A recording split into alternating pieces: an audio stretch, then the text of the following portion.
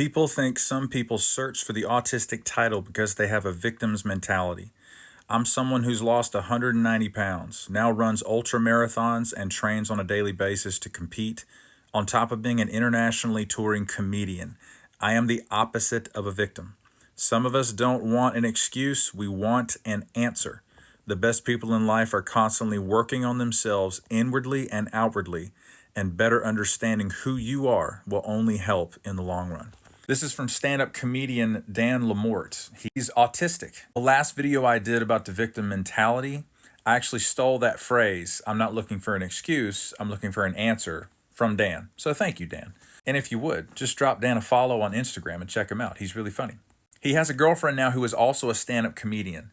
They both joke about how hard it was for his girlfriend to actually get Dan to make a move on her because he was unaware of the typical social norms of a guy asking a girl out. Of course, typical autistic existence. But they made their way through it and they're together now. Dan's story is extremely inspiring because not only has he been misdiagnosed as bipolar when he was much younger, he also worked his way toward the answer, which is he's autistic.